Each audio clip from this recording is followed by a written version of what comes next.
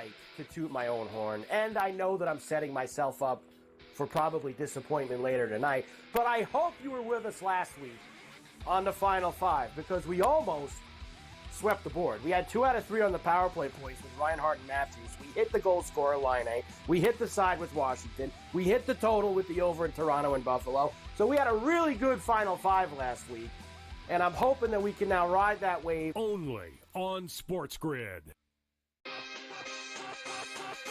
50 points in a fourth quarter for the Atlanta Hawks. Like, what is going on? It's like circus numbers. What are we doing? And we sound like 2 old heads complaining. It's a tough watch. It's a tough watch sometimes. I don't mind the shooting. I just know the numbers. Like, when you strictly look at it from the numbers in betting, it's getting really hard to bet. Game time decisions. Only on SportsGrid. Louis Riddick has interviewed for every job in North America. And I'm not just talking football. I'm talking about every business in North America of any kind whatsoever. Tire companies, grocery store CEOs, shopping malls, insurance companies. What job hasn't Louis Riddick interviewed for? Pharrell Coast to Coast. Only on SportsGrid. The NBA will take center stage once football stops, and people will watch the NBA playoffs and all that. But the standings are whacked out in the Western Conference. Like, Oklahoma City, Memphis, and the Houston Rockets are the best teams in the conference. You want to talk about a team with overs and no defense? The Wizards are your team. It's unbelievable. They can't make a total high enough. It's nuts. Sports Rage tonight. Weeknights 10 p.m. to 12 a.m. Only on SportsGrid.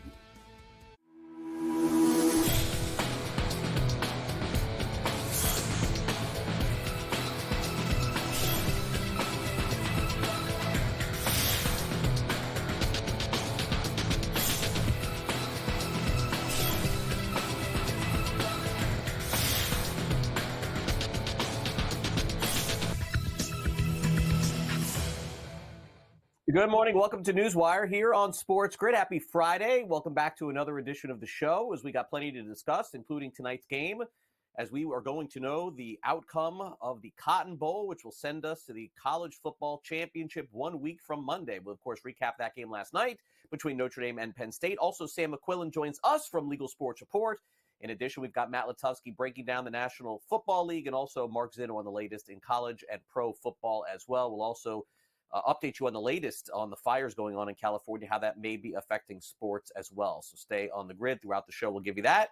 But let's get started. Last night, we know the destination for the Fighting Irish of Notre Dame. They're headed to Atlanta. They're going to play for the national championship. They defeat Penn State by the final of 27-24. An action-packed second half in this one, where Notre Dame looks like they've got a real shot here to either, you would say, beat one of the 2 teams that are left, Texas or Ohio State, or at the very least cover. They're probably going to be an underdog, would be my guess, going into that final game. But a slight underdog yesterday. Notre Dame 1-point favorite all week long. Shifted over to PSU -1 at kickoff, but it didn't make any difference. Marcus Freeman, Riley Leonard, they are moving on to the championship, and they talked about the win that they got in the final minute yesterday. So proud of this group. And what a gritty performance, and they found a way when it matters the most to get their job done. Penn State was a heck of a football team. I had a lot of respect for them coming into the game, but have more after the game.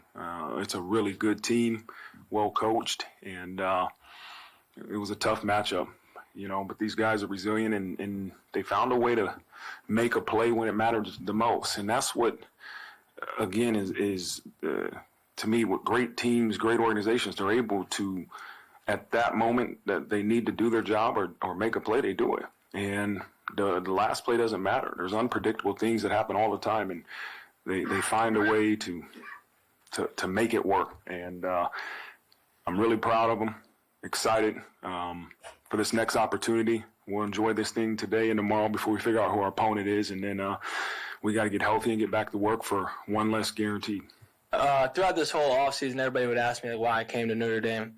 And I'll give a lot of different answers, but the truth is I came here to win a national championship and, to go to the best team that would give me the best odds to do that. And, obviously this is the right place and I made the right decision. So, that's why I came here at the end of the day. If the Irish end up playing the Texas Longhorns, they'll be 3-point underdogs in the look-ahead line. Buckeyes would be 9.5-point favorites over Notre Dame if they defeat Texas tonight. Let's go back to last night real quick. Penn State's season comes to an end, a really good one, but an unfortunate finish. James Franklin, head coach of Penn State, talked about the outcome and also the play of his quarterback, Drew Aller. Yeah, Drew is a passionate guy. He invests so much into his development, but also to his teammates and to Penn State. And he'll handle this like he handles everything else. With a first-class approach and with an investment level that's as good as anybody in the country. His jump as a year one starter to a year two starter was significant. He's got a chance to take another step next year. But he'll handle it the right way. He's hurting right now, right? Should be hurting. We're all hurting. This ain't easy to get in here right after the game and have a conversation after you just poured your guts out on that field and really did it all year long. So, he'll handle it great. He'll be hurting tonight and he'll be hurting tomorrow and he'll hurt a little bit less the next day and so on and so forth. But he's a committed guy that's going to do it the right way. And he said it. It may not feel like it right now, but he'll learn from this and he'll be better for it, and so will we. And Aller will be back with the Nittany Lions next year. By the way, James Franklin, head coach at Penn State, 1-18 against top 5 opponents in his tenure there with the Nittany Lions. Now, history is being made in the NFL this weekend, not for the right reasons, because of the disaster that's been going on with the fires in Los Angeles and Southern California. The NFL saying they're moving the playoff game between the Vikings and Rams to Glendale, Arizona, Monday night. So that game will not be played in Los Angeles on Monday. It's the second time in NFL history this has happened. The Boston Redskins and Green Bay Packers NFL championship game went from Boston to New York in 1936. None of us, of course, remember that. We will remember this year. Needless to say, the point spread has been adjusted. The Vikings have gone from 1 to 2-point favorites in Monday night's game. By the way, the Rams and Chargers have both been practicing outside despite the fires there. They're saying that the air quality is good enough to play, although a lot of the Chargers players did wear masks. Right now, all the thoughts and prayers on the Rams side are with the people in Southern California. Obviously, our thoughts and prayers are with everybody that's been affected by, these fires. It's one of those deals that almost doesn't feel real, but it certainly is real to the people that are affected. And, praying, that as many people are okay, and you just see the amount of people that are affected, and it's one of those deals that it gives you perspective, and so hopefully get this stuff under control, and it's been a unique week. Fortunately for us, there's been some people that have been affected in regards to power outages, recommended evacuation. A couple of our staff members did have their homes affected. But fortunately, to my knowledge, nobody has been injured. And, for that, we're grateful. I think we, every time we suit up, we're the Los Angeles Rams. We play for the people in this community, the people that support us. And this week will be, another example of that, obviously. And, it's I'm sure, hopefully, a great escape for people who've been going through a lot of tough times, here the last couple of days. Tough to lose a home playoff game, but that's the nature of what's going on right now in California. Jalen Hurts is back at practice, full participant. He's going to play for the Eagles this weekend, make no mistake about it. Zay Flowers will not for the Ravens tomorrow night. He is out with a knee injury, and also the National Football League announced one of their international games upcoming. The Jaguars and Browns will be home teams for the London games. Jets and Browns, by the way, will play at Tottenham Stadium in London in 2025. In case you were looking for an updated point spread in tonight's Cotton Bowl, let me give it to you. OSU, 5.5-point favorites over Texas. Total 52.5. The winner plays Notre Dame next week. Not next week, the week after that for the national championship. They'll play 1 week from Monday night, so good rest for them. All right, let's get to the transfer portal. We've got Carson Beck leaving Georgia. This should be no surprise. He's entering the portal. Some rumors potentially that he could end up in Miami. We will see. Texas gets right tackle Cameron William back for the semifinals against Ohio State tonight. And Boise State is reunited with ex-offensive coordinator Zach Hill. He's going to run the quarterbacks and passing game. He was with the Seattle Seahawks this past season. Over in the NBA, the tragedies going on in Southern California affecting the head coach of the Lakers. Everybody's safe, but J.J. Redick, the head coach, loses his home in the fires that postponed that Hornets-Lakers game as well. Over 1,000 structures in the area were taken out by the fires. The 76ers have ruled out Jared McCain for the rest of the season after knee surgery, which he had on Thursday. In Orlando, Paolo Banchero is set to return tonight against the Milwaukee Bucks. He's been out since October the 30th with an oblique injury, averaging 29 points, 9 rebounds, and 5 assists per game. He had a career-high 50 points back on October the 28th. And the Thunder are 3.5-point road favorites in one of the big games tonight in the National Basketball Association. The game will be played at Madison Square Garden against the New York Knicks. In fact, OKC beat New York, if you may remember, 1 week ago today by a final of 117-107. Coming up next, we will preview the games in the NFC. Packers, Eagles, Commanders, Buccaneers. Also the Vikings and Rams. How will the change in venue affect the game on Monday night? We'll hit Matt Lutovsky and ask him his answer. Coming up next, you're watching NewsWire on SportsGrid here on this Friday, and we'll be right back.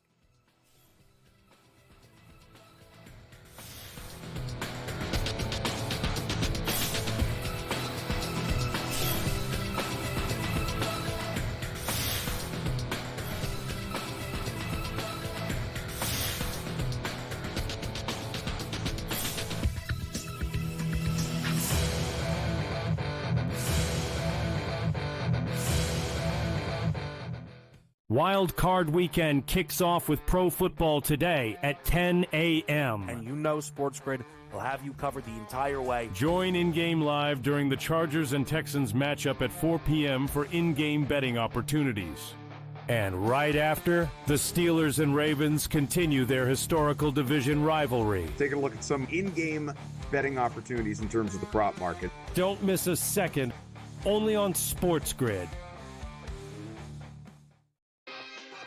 It's going to be copy-paste. Books are, not good. Win total's a tick too low. Knock it right over. Make playoff price tick too juicy.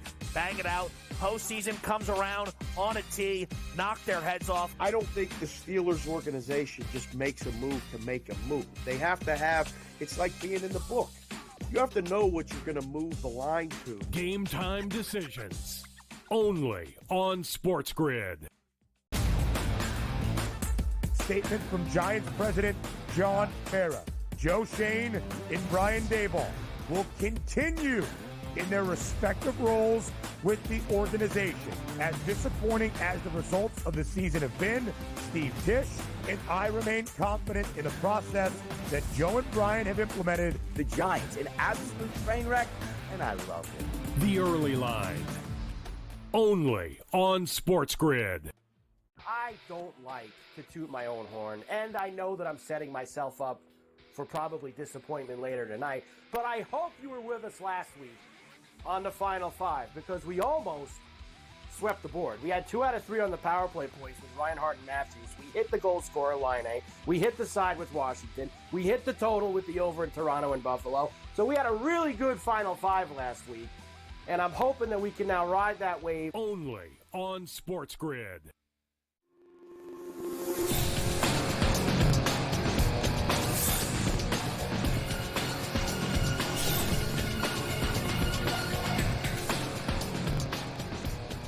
Big games coming up this weekend, Saturday and Sunday in the NFL. It's the Super Wild Card weekend, and let's get it started with Matt Lutovsky of Sporting News and break down some of the games. Matt, let's start off in the NFC and get your opinion early on this one. Boy, I got to tell you, I was not really encouraged listening to Jordan Love talk the other day, talking about still having pain in his elbow. They are 4.5-point underdogs at Philadelphia.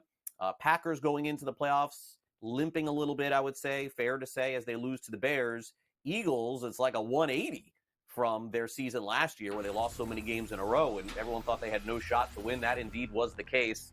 Eagles 4.5-point favorites, total of 45.5. Any position, Matt, do you have on this game? Yeah, I like the Eagles here. I just think that they're the better team. They have the better playmakers. They're obviously at home. And the injury with Love, yeah, it's a little bit of a worry, but we know he's going to be out there. Jalen Hurts, pretty much we know he's going to be out there. Same with Jaden Daniels for the Commanders. These guys are a little banged up, but who isn't this time of year?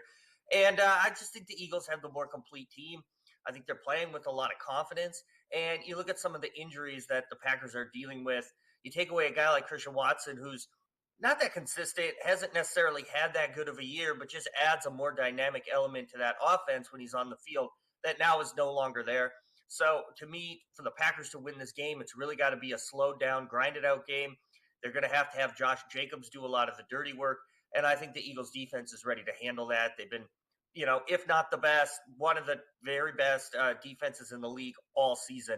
They're just a very complete team. So I think they'll take care of business here.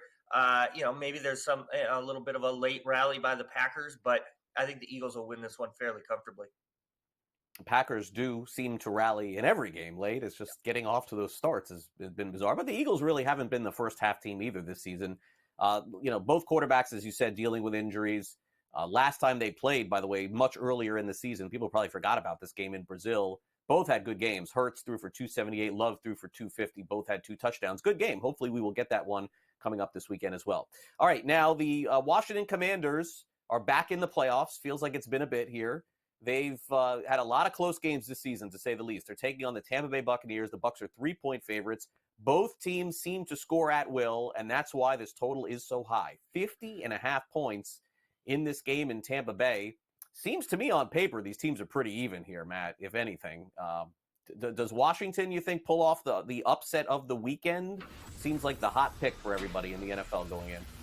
Yeah, exactly, and that's what's scary about it, right? It's almost like everyone's looking at most of these games and, okay, I like the Ravens, I like the Bills, they like all the favorites, and then they come to this game, they view it as a coin toss, and they go, well, I better take the underdog here because I need an underdog. But I think Tampa's the better team. I really do. I like, Jaden Daniels is the type of quarterback who can make plays, make something out of nothing. He's the type of quarterback who tends to thrive in the playoffs. We've seen him have some dramatic, almost miraculous finishes this year. It's tempting to think that's going to continue. Tampa Bay is a really good running team. They can just line up. They can move the ball down the field that way, but then they also have a good passing game. Baker Mayfield will know he'll let it fly. Mike Evans is back. He's healthy. They really got Jalen McMillan going late in the year, who adds another dynamic level to that offense that we didn't think they'd have once Chris Godwin got hurt. They're just a really solid all-around team. They have the home field. Rookie quarterbacks in the playoffs, it's tough. They can be great in the regular season, but it's just a different game. Things slow down. And I think when things slow down, that's actually gonna favor Tampa Bay with Bucky Irving doing a lot of the dirty work. Yeah, Irving, of course, the focal point now of this offense. Not so much at the beginning of the season. That's how things have changed. In terms of the quarterback props, let's take a look real quick at Daniels. Tell me, Matt, if any of these strike you as interesting. Passing yards, 235. Passing touchdowns, 1.5. More or less juice the same on the both sides. Anytime interception, no is minus 120. His rushing yards, 48.5, and an anytime touchdown is plus 180. Anything in particular strike you as interesting on that board?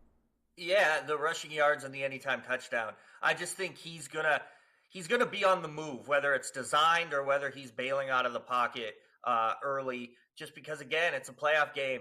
The dynamics change, and young quarterbacks especially, they don't want to make that mistake. So when you have the ability, Jaden Daniels has that rushing ability, is so dynamic, you're going to trust it. You're going to lean on it. And so I expect him to have a pretty good game on the ground, probably get a touchdown there at some point. Maybe it's late in the game, but either way, counts all the same. It's not as if he can't hit his passing numbers, but I just feel the rushing numbers are a little more safe. Okay, so we'll go there on Daniels' rushing yards. How about Baker Mayfield's passing yards? 238.5. Over 1.5 touchdowns, Matt, is minus 168. So that's not really bettable. You'd have to want the other side there. And anytime interception, yes, minus 114. No, minus 114. The same there. If you like Tampa Bay to win this game, I'm assuming you like over on Baker Mayfield's yards, because this not something that has to go particularly high for them to win. Right. I was going to say that one looks, particularly appealing. I also think the interception, he tied for the league leader in interceptions this year. He's going to air it out. He's going to throw into tight windows. That's what Baker Mayfield does. But they can certainly still overcome that to win the game.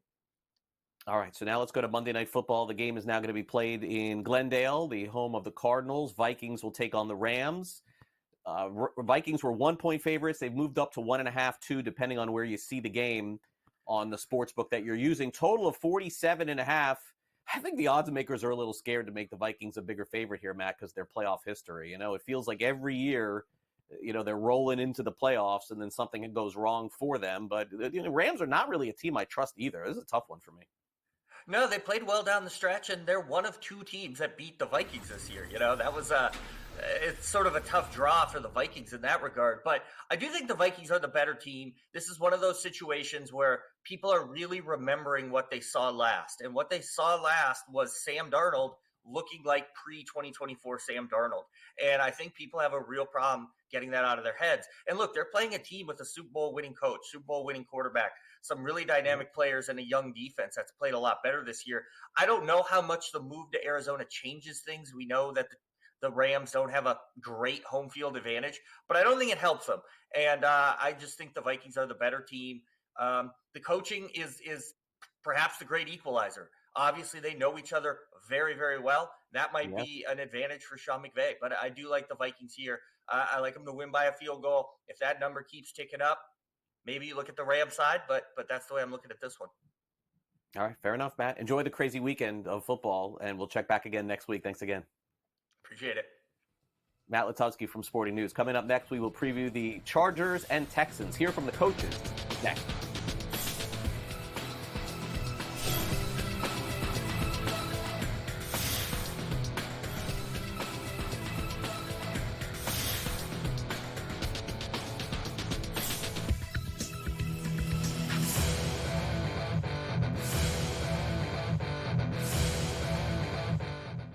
Wild Card Weekend kicks off with Pro Football Today at 10 a.m. And SportsGrid will have you covered the entire way. Join in-game live during the Chargers and Texans matchup at 4 p.m. for in-game betting opportunities.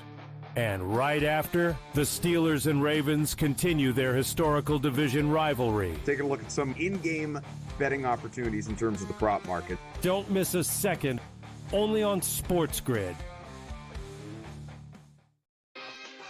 It's going to be copy-paste. Books are not good. Win total's a tick too low.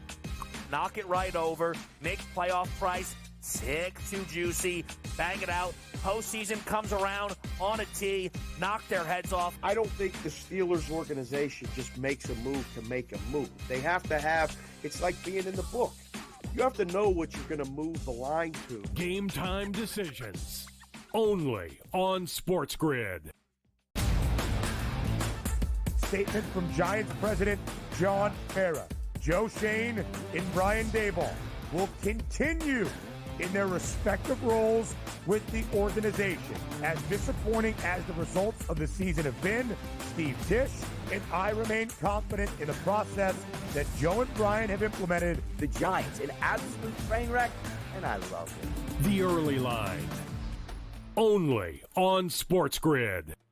I don't like to toot my own horn, and I know that I'm setting myself up for probably disappointment later tonight, but I hope you were with us last week on the Final Five, because we almost swept the board. We had 2 out of 3 on the power play points with Reinhardt and Matthews. We hit the goal scorer line A. We hit the side with Washington. We hit the total with the over in Toronto and Buffalo. So we had a really good Final Five last week, and I'm hoping that we can now ride that wave. Only on SportsGrid.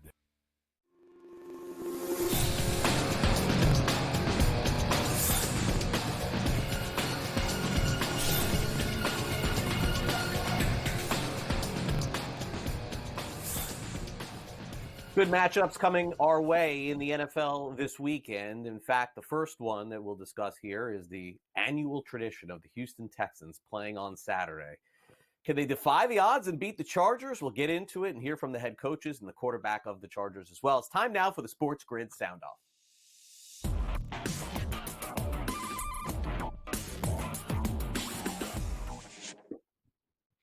All right, that's where we'll begin with the NFL playoffs once again this year. Houston Texans at home, this time taking on the Los Angeles Chargers, who are, obviously favored in this game. Although the line has gone back and forth, 2.5, 3, 2.5, 3, but most figure the Chargers will move on and win.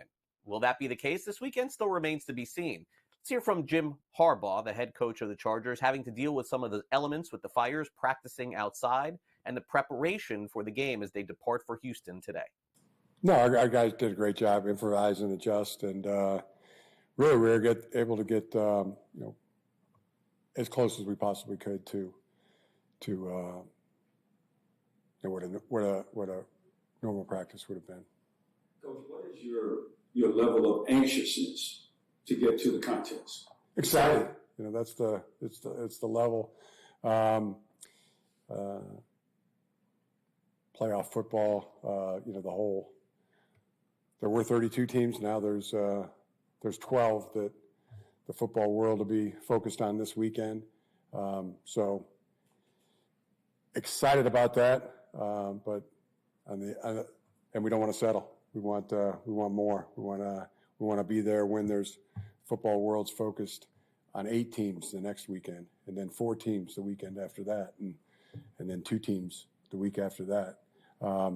So to answer your question, excited, and focus is we're on mission.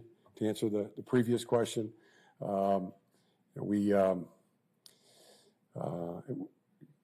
mission is go 1-0 this weekend.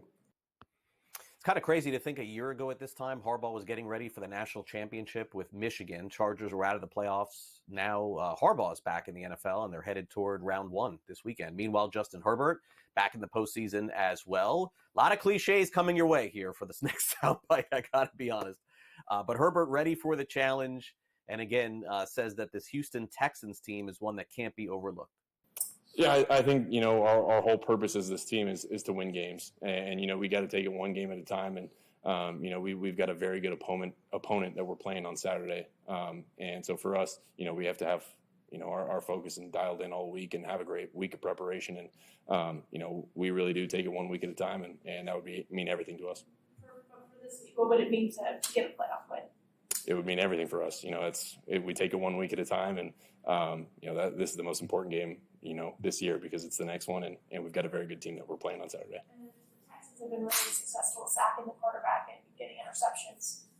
What have you seen on film from that defense? Exactly that. They've done such a great job of getting after the passer and causing turnovers. So, you got to be smart. You got to understand where the hots are, get the ball out quickly, and avoid those sacks. Maybe it's just me watching SportsGrid or paying attention to who's picking what this weekend, but it seems like everyone is taking the Chargers this weekend to win and cover against Houston. Well, it's not a surprise that eventually that question's going to get asked. And one member of the media at the press conference for head coach DeMeco Ryans of the Texans asked him about if he pays any attention to everyone picking against his team on Saturday. And I'm sure you don't see it because I know you're laser focused. I understand that. But national media talk right now is just not giving you guys a chance. Real disrespectful. And a lot of things that they're saying, like Rex Ryan said that the Chargers basically have a bye. Like, is that something you lean into, that you talk about, or you completely ignore it? It's up for us to have fun with it. Yeah, for us, I don't think, it doesn't matter. If anybody gives us a shot, it really doesn't matter to me. At the end of the day, when the ball is kicked off, it's who's the best football team right on Saturday. And that's where our focus is, on playing really good football. Everybody have an opinion about us one way or the other, but outside opinion really doesn't drive what we do here internally. Like, our guys put the work in, they know what we're about. We know what we're about, so it really doesn't matter to me on all the outside noise. So something like that, it's not even like bulletin board material. It's just... Yeah, for me, it's something like that. What does it do? Does it make you play harder because somebody said that? Does it change? Like, we play hard anyway. Like, we're going to bring our style of football, our brand of football on Saturday, regardless or irregardless of what anyone a talking head's opinion is about us, right? So it really doesn't drive or doesn't change our approach one bit. Games at 4:30 Eastern tomorrow. We'll have it covered for you here on SportsGrid Saturday afternoon. We'll have a quick timeout. We'll come back next. Sam McQuillan joins us of Legal Sports Report after the break.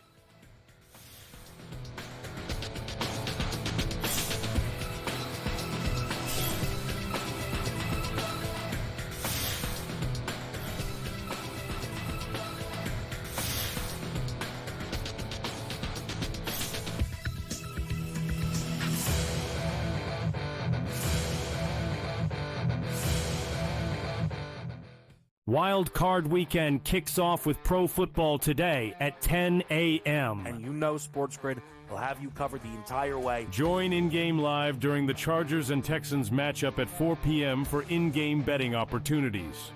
And right after, the Steelers and Ravens continue their historical division rivalry. Take a look at some in-game betting opportunities in terms of the prop market. Don't miss a second, only on SportsGrid.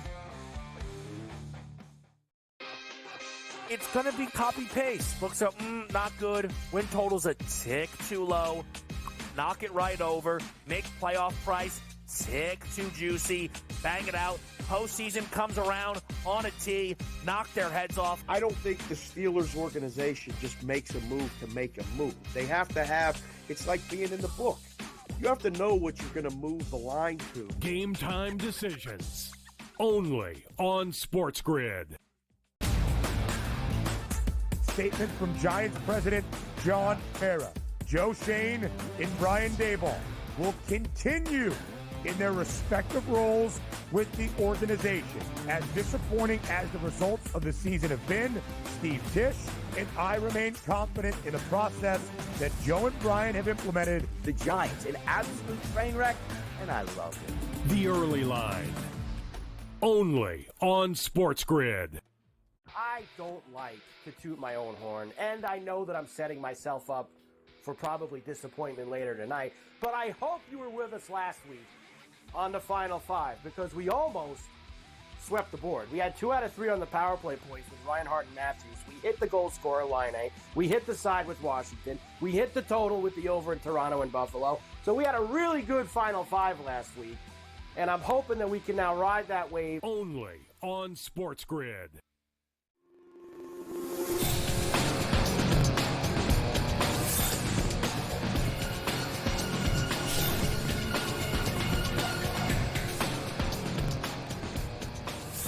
Welcome back to NewsWire here on SportsGrid. Sam McQuillan's with us from Legal Sports Report. He's actually at the game last night, Orange Bowl, between his Penn State Nittany Lions and Notre Dame Fighting Irish. Sam, great game last night. Really a classic for the Orange Bowl. I know there's some disappointment there, but naturally a very hard-fought game if you'll take anything away from that. Thanks a lot, Craig. Yeah, it's going to be one I remember for a long, long time. Great atmosphere, but it's for many reasons I'll remember it as one of the worst losses I've ever felt, but that's nothing new as a Penn State fan. Yeah, real tough there. 10-3 early on. They had a lead, Penn State did, but then they sort of fell apart there in the end. All right, so February 4th is a target date for an update on sports betting in Alabama. You guys have a column up over at LegalSportsReport.com. What do you think happens when that date comes? Do they push forward, or is this just something that will be attempted and failing yet again? Yeah, it's a good question. That's kind of been the theme of a lot of these states we still have left on the board, right? But with Alabama ahead of their session, actually, the new leader of the Senate, Garland Gudger, I apologize if I'm butchering your last name, Mr. Gudger, he came out and said that he sees some optimism in the legislature this year for a gambling bill. Alabama is one of those states that doesn't even have a lottery. So really, when you talk about sports betting, it's really hard to just get momentum in general around the idea of further legalizing gambling. But he did say, he thinks there could be appetite for it this year. Obviously, you have a lot of new faces in the legislature. In the past, we've seen kind of these big, comprehensive gambling packages that sometimes include sports betting, sometimes don't, throughout several points in the process, just because, again, of how hard it is to really get any form of gambling legalized in the state. But I would say the fact that the leader of the Senate kind of seems to be leaning on board or indicating that he's at least open to pushing the agenda forward if there's more of an appetite in the legislature for it, is definitely a good sign. In the past, I think there's been a lot of dissension among different lawmakers in terms of not just whether we want sports betting legalized or gambling, other forms of gambling, but what we're going to do with the money. I think that's been kind of a big caused a big roadblock there. Is some people want to use it on education, some other lawmakers want to use it to expand Medicaid, different mental health initiatives as well. So, but essentially, once they would even get to the point where they pass a gambling bill that would include sports betting, they then would have to bring it to the ballot, and then the people would have to pick if they want it. So it's not as simple as just, are they going to pass a bill? Is it going to become legal? Are we going to get it? There's still a lot of hoops to jump through. But I would say this session, probably has as good a chance as any out of the previous ones in Alabama. And remember, with this stuff, you never really know what's going to happen. Sometimes we're talking about just a little momentum, and then all of a sudden it snowballs into, hey, we have the next big state that just legalized. So I would say there's hope if you're in Alabama, but nothing super material yet on the legislative front. Yeah, it seems like legislative sessions everywhere in February are going to open up the door for potential. It's just how far it gets going. Now, I know Minnesota is another one of those states, Sam. Pat Evans was on earlier in the week and said we have to keep a close eye out on them. But naturally, first, they're going to hear the positives, and then there's going to be some oppositions coming in the way of Minnesota. Tell us more what that may look like. Yeah, Minnesota is another one of those states still left on the board, obviously. A state we've talked a lot about in the past, potentially legalizing sports betting. And it's actually gotten pretty close, unlike Alabama. There, it's been sort of tribal efforts that have kind of been a roadblock. But it seems to, as you allude to, Craig, that there are new, maybe even bigger roadblocks popping up. This week, they had one of the first hearings that I've ever heard a state have that hasn't had sports betting, where they focus solely on the negatives of sports betting. Congress, the U.S. Congress had a similar hearing pretty recently, and that kind of seems to be trickling down to the states a little bit. Some of that momentum kind of against the industry, kind of looking at it from that point of view. But at this hearing, you had a bunch of different folks who are not in the industry, a bunch of people who are pretty much against sports betting testifying ahead of their session. One of them, Les Bernal, who's the national director of the Stop Predatory Gambling campaign, it was pretty vocal about what he says is a phony narrative that the legal industry has been pushing. A lot of the times the industry will say legalizing it will help bring it out of the shadows and help combat the illegal industry. While he said that's true, it actually does more harm when you legalize it, then illegal gambling goes up as well. You had another witness who is the lawyer of the famous ex-Jaguars employee who admitted to stealing $22 million from the team to play fantasy sports on FanDuel. He spoke out against the industry. No surprise there. They're suing FanDuel, trying to make them culpable for sort of all the money that he took. He said, the industry is predatory. They send these specific offers and free bets to certain people they want to bet more. So finally, one proponent of sports betting did speak up, though nobody from the legal industry was invited. Pat was reporting that they had kind of been shut out of this whole process. But finally, a senator who wants sports betting, he's an author of one of several bills that could be heard in the legislature when it kicks off. He spoke up and said, listen, the simple fact is, we've heard the testimony against it, but Minnesotans want it. And it's kind of our duty as lawmakers to represent the people and what they want. There is a poll that came out pretty recently that said that overwhelming majority of Minnesotans want it. And that most will not probably fall into the problem gambling category. Now, whether that is true or not, you'd have to let it play out. But so while there does seem to be a lot of kind of resistance to it, there still is a big, strong, growing swing of it. And I think this is just going to be one of those things you see now in states, now that we've had sports betting for so long, is that we're going to start hearing about all the negatives too during the legal process. Yeah, no, I mean, but that's to come here in the next few months, because as we know that this has been a very big 50-50 issue in a lot of different states. But the one thing that it seems to be growing are these online casino games all over the country. And I read the column over at Legal Sports Report that you guys wrote, Philadelphia and all of these states in Pennsylvania getting ready to go live online with casino. And by the way, live dealer games I see here too, blackjack and some VIP as well. That's new.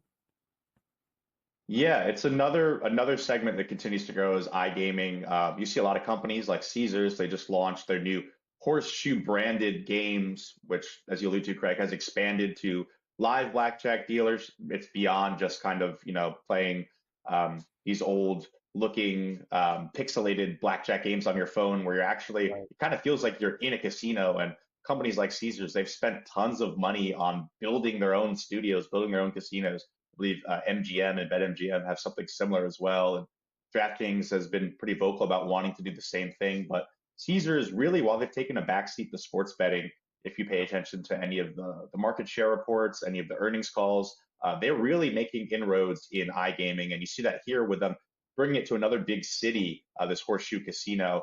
It's their fifth state that they're in now. It's, Pennsylvania is one of the largest iGaming states. There's only a few.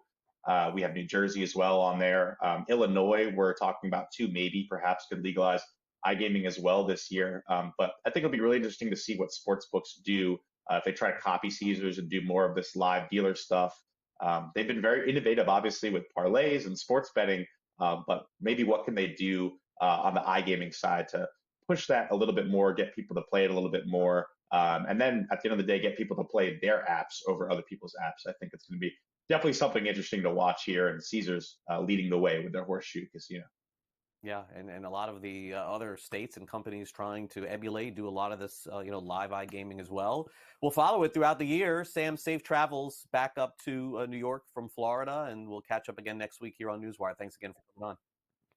Yeah, thanks a lot, Craig. Have a good one.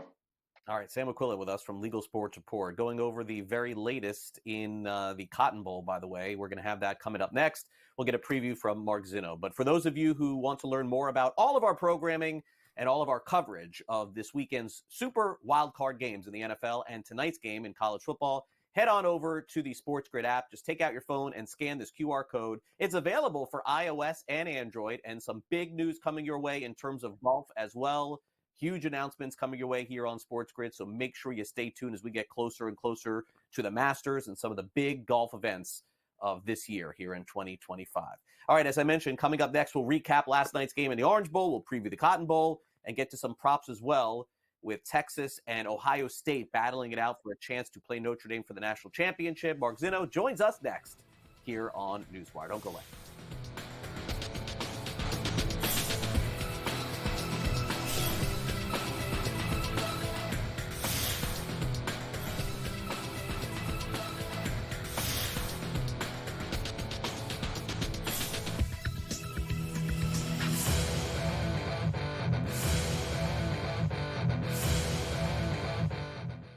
Wild Card Weekend kicks off with Pro Football today at 10 a.m. And you know SportsGrid will have you covered the entire way. Join in-game live during the Chargers and Texans matchup at 4 p.m. for in-game betting opportunities. And right after, the Steelers and Ravens continue their historical division rivalry. Take a look at some in-game betting opportunities in terms of the prop market. Don't miss a second, only on SportsGrid. It's going to be copy-paste. Books are, not good. Win total's a tick too low. Knock it right over. Make playoff price tick too juicy. Bang it out. Postseason comes around on a tee. Knock their heads off. I don't think the Steelers organization just makes a move to make a move. They have to have, it's like being in the book. You have to know what you're going to move the line to. Game time decisions. Only on SportsGrid. Statement from Giants president John Mara. Joe Shane and Brian Daboll will continue in their respective roles with the organization. As disappointing as the results of the season have been, Steve Tisch and I remain confident in the process that Joe and Brian have implemented. The Giants, an absolute train wreck, and I love it. The Early Line. Only on SportsGrid. I don't like to toot my own horn, and I know that I'm setting myself up for probably disappointment later tonight, but I hope you were with us last week on the Final Five, because we almost swept the board. We had 2 out of 3 on the power play points with Reinhardt and Matthews. We hit the goal scorer line A. We hit the side with Washington. We hit the total with the over in Toronto and Buffalo. So we had a really good Final Five last week, and I'm hoping that we can now ride that wave. Only on SportsGrid.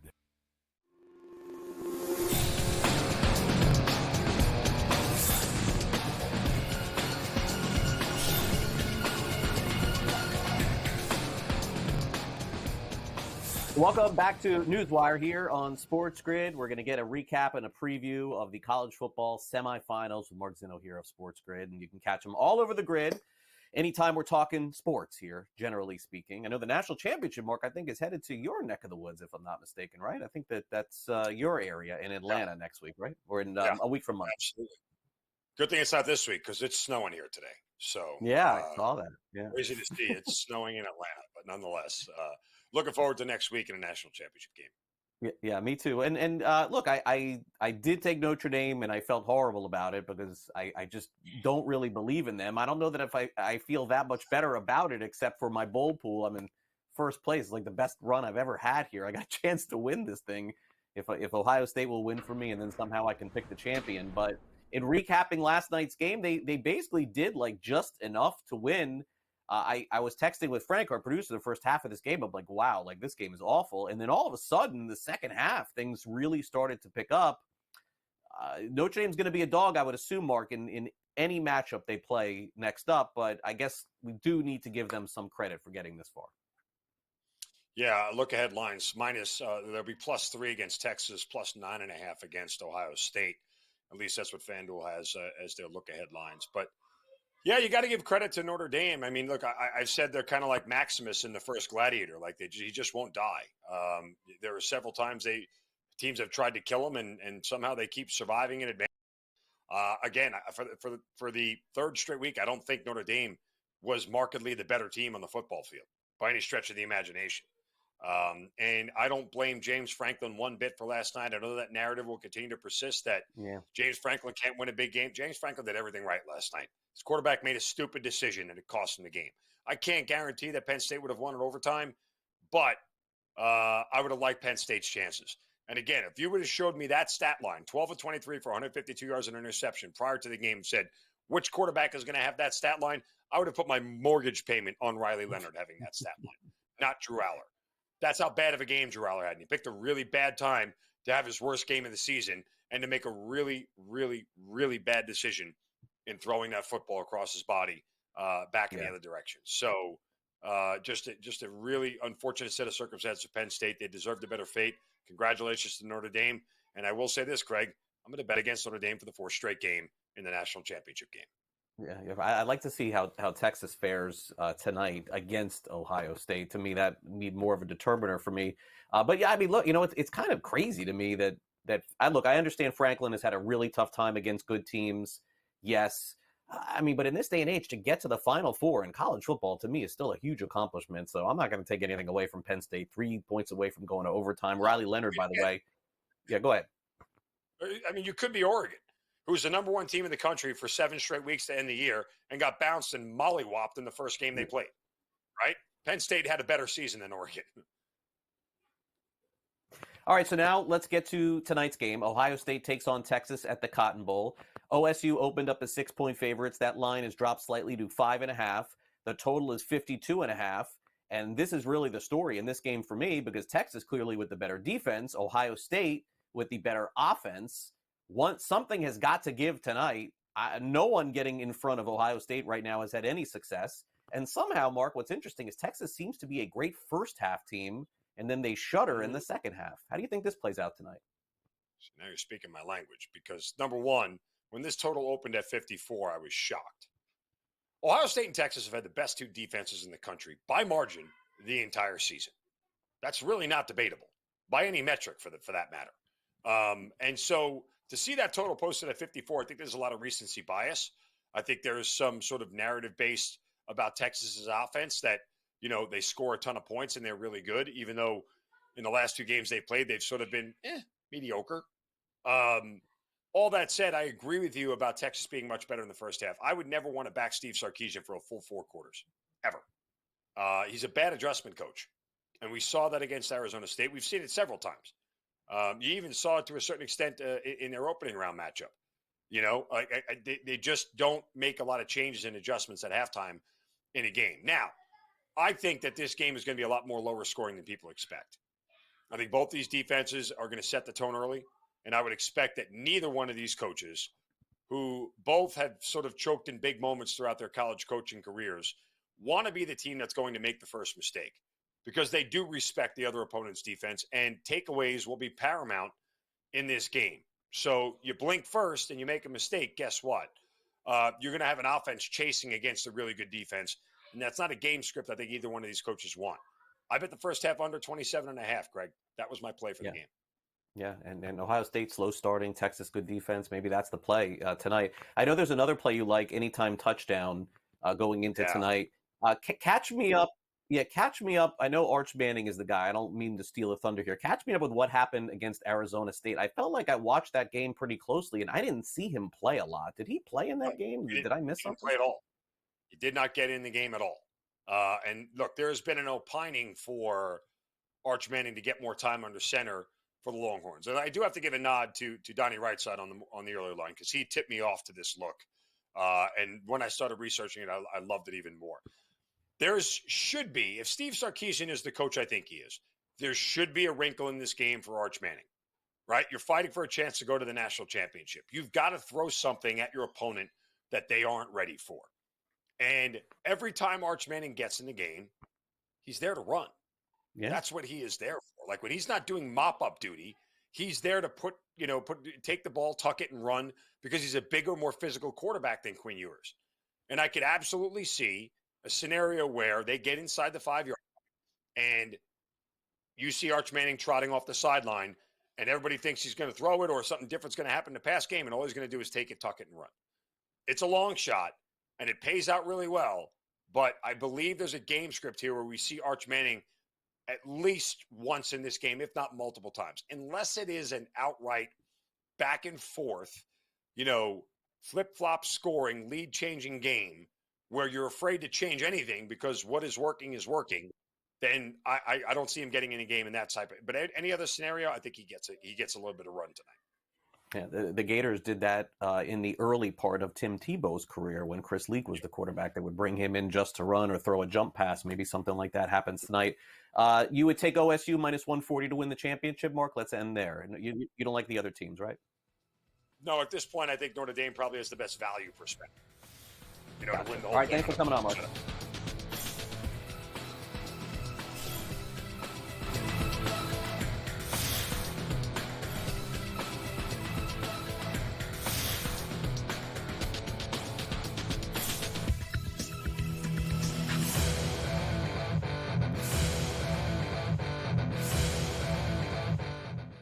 Wild Card Weekend kicks off with pro football today at 10 a.m. And SportsGrid will have you covered the entire way. Join in-game live during the Chargers and Texans matchup at 4 p.m. for in-game betting opportunities.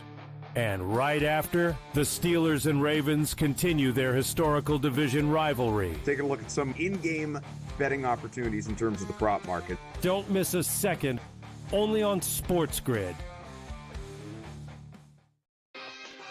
It's going to be copy-paste. Books are not good. Win total's a tick too low.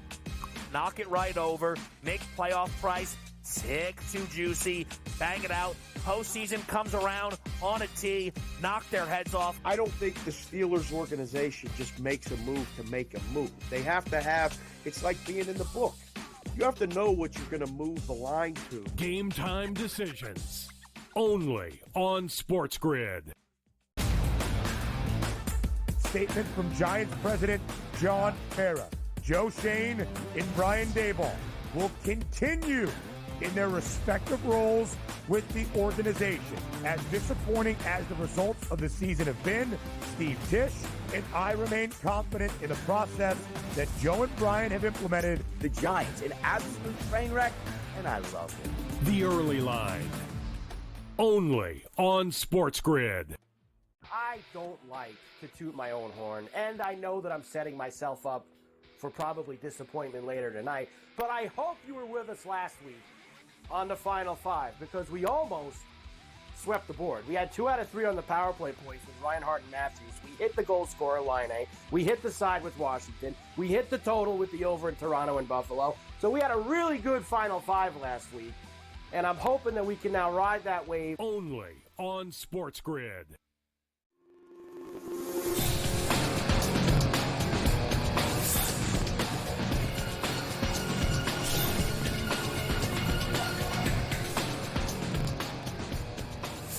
Welcome back to NewsWire here on SportsGrid. Quick note here, some breaking news, although it doesn't affect sports betting or really anything for the immediate future, although it could affect the draft. Deshaun Watson, quarterback of the Cleveland Browns, is reported by Ian Rappaport, re-tore his Achilles, I guess recently. They're not saying when exactly, but he did have surgery yesterday on it again. You may remember he tore his Achilles during the season.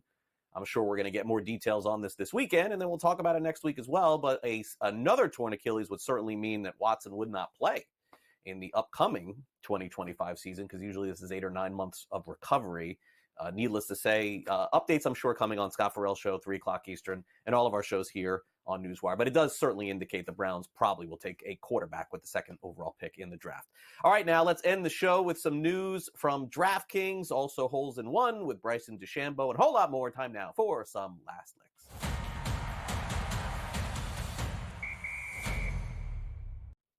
All right, it is time for those of you who have dreamed about betting on airplanes to stand up, because your dreams may come true.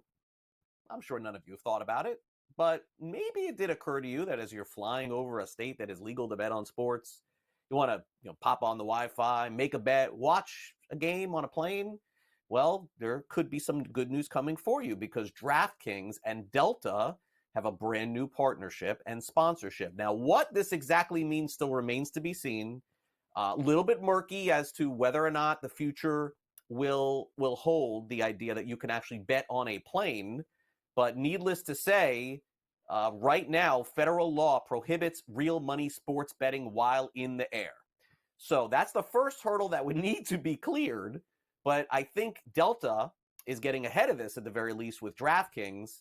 And it does seem to me like there could be a future for this. Now, again, it's going to be very murky, because if you're, example, on the West Coast and you're flying over Texas or you're flying over California, as of right now, you would not be able to bet live betting on sports. And if you were betting, let's say, in Pennsylvania and you were flying over Pennsylvania, you could. So it's still not clear, but we're going to keep an eye on this, because it could mean sports betting is coming to the air soon. All right. Bryson DeChambeau, great golfer, had a great season last year. You may remember some videos of him at his house trying to hit a hole-in-one by hitting the ball over his house onto a golf course. And he did it.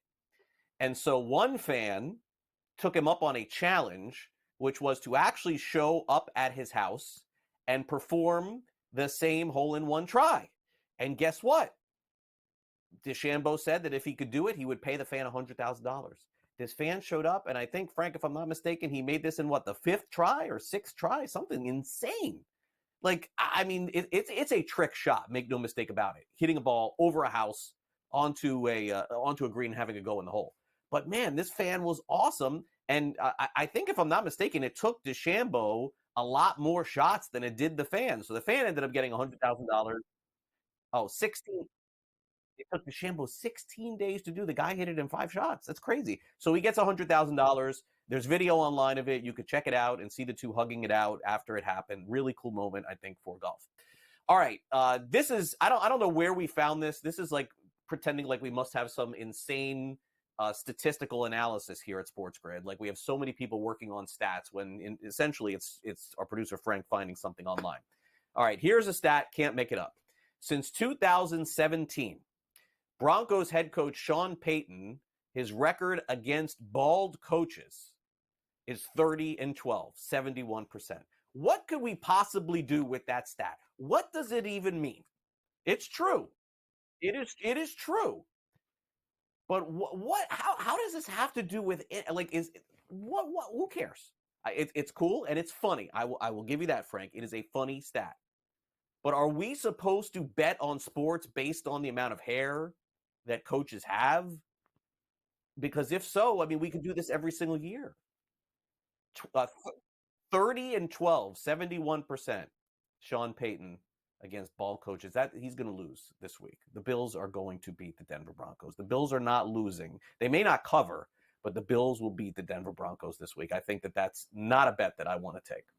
No, not for me. All right. We end on that for the week. Thanks so much for watching the show today. Thanks again to Mark Zinno for coming on the show. Also, Sam McQuillan from Legal Sports Report. And, of course, thanks to all of our friends all week long at Sporting News for breaking everything down with us as well. A quick reminder here on SportsGrid, I'll be back with you tomorrow morning, 8 a.m. to 10 a.m. Eastern with George Kurtz. We got previews and daily fantasy previews and prop previews of all of the NFL games this weekend through Super Wildcard Weekend on Monday. So I will see you tomorrow morning at 8 a.m. Eastern. Thanks again to Luke, and for my producer Frank, I'm Craig Mish. Enjoy your weekend. See you tomorrow morning or Monday morning at 11 a.m. Eastern for our next edition of NewsWire.